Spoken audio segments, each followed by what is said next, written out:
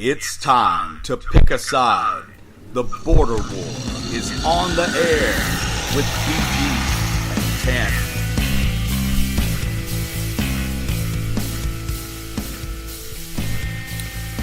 TanMan. Guys, welcome in. We want to thank you for joining in to us, the last segment of the week.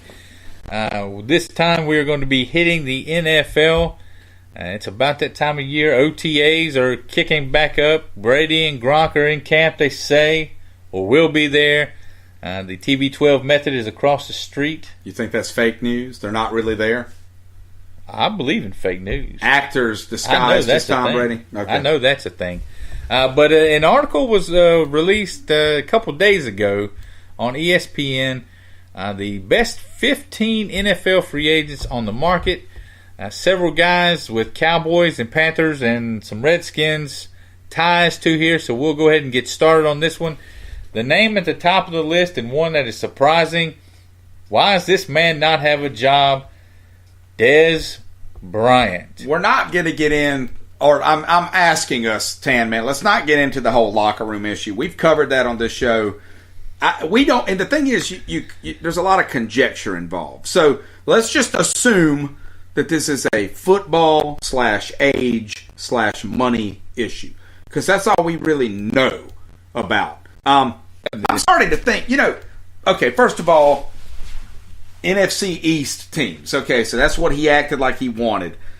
I mean, is it possible that the Giants are not looking at him because they don't think he's a 1 or 2 receiver anymore? They're going to run the football with Saquon Barkley as number 2 pick overall. They don't want a third receiver.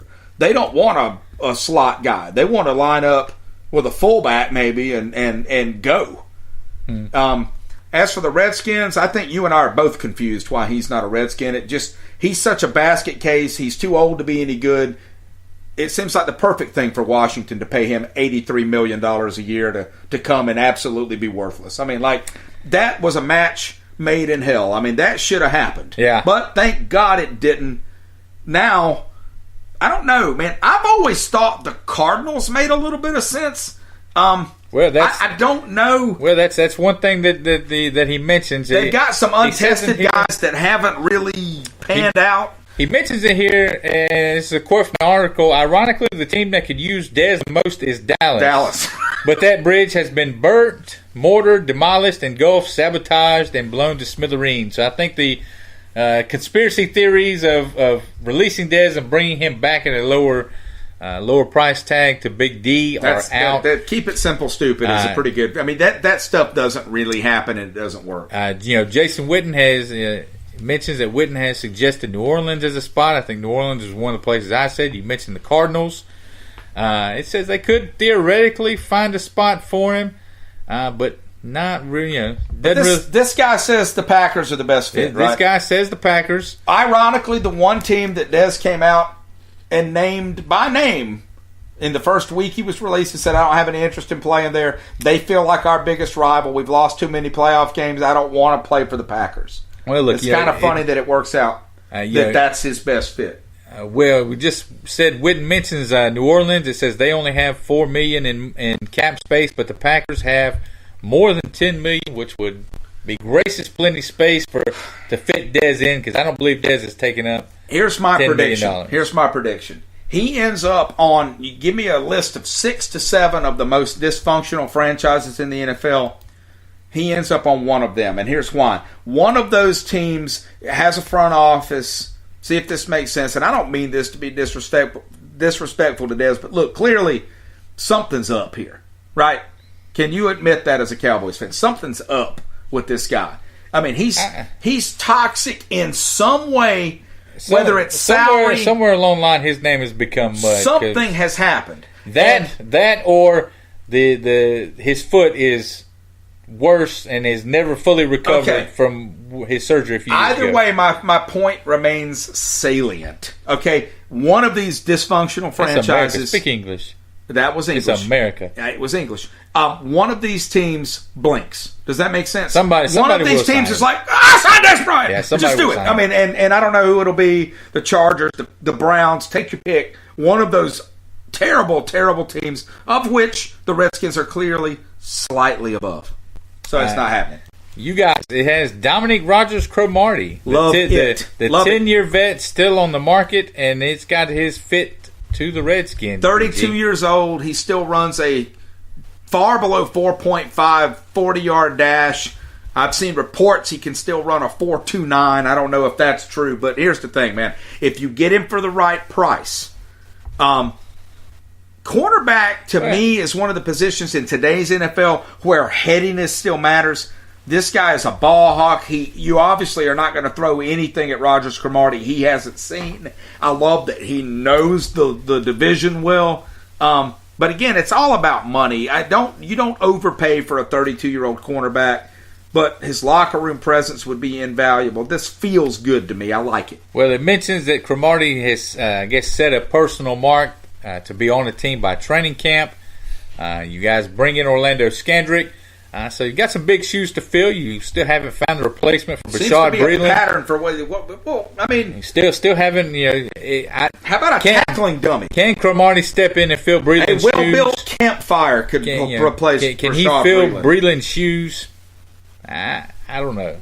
I've never really. Breeland was trash, man. I've never really been a Rodgers-Cromartie fan, and maybe that's because in his heyday, his brother was a bad man out there on the island, and it always just seemed like DRC was just okay. No, I know what you're saying. And he was good, but he was never as good as his brother when his brother was at his best. Well, I mean, I'll say that his primary attribute has always been listed as speed.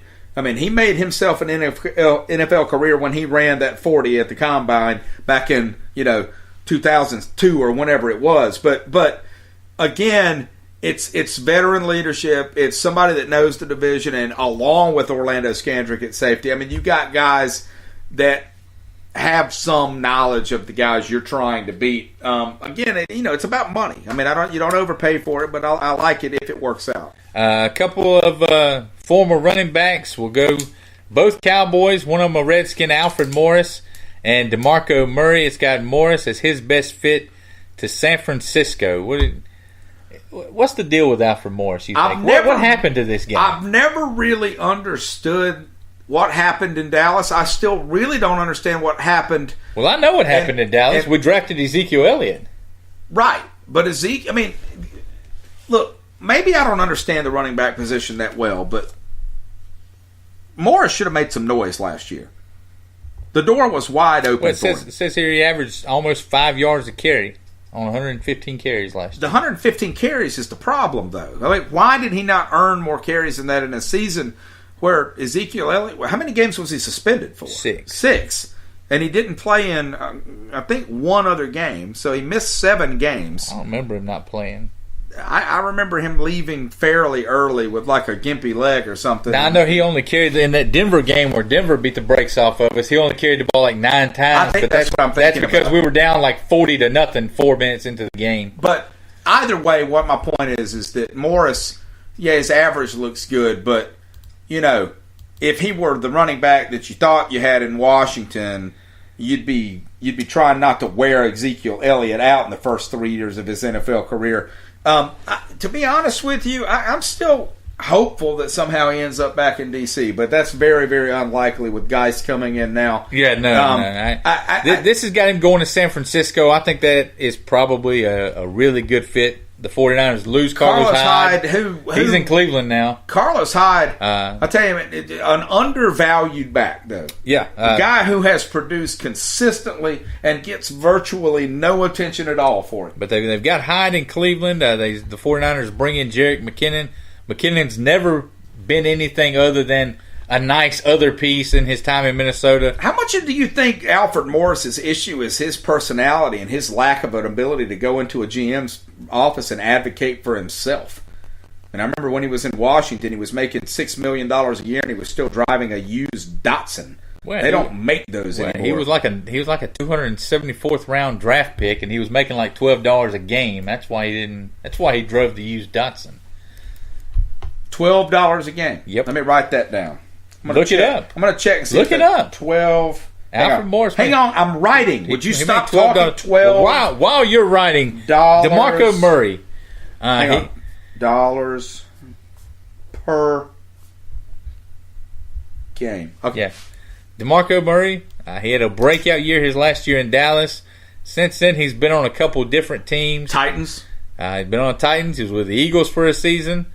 This one he's got DeMarco Murray going to L.A. to the Rams. Does that seem like an odd fit to you? I think DeMarco Murray's probably about done.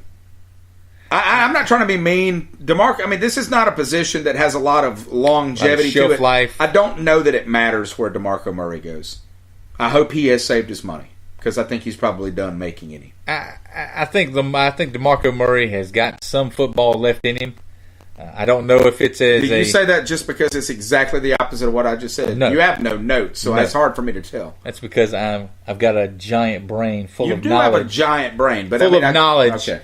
No, I think Murray has got some football left in him. I think he's one of these guys that has taken really good care of his body.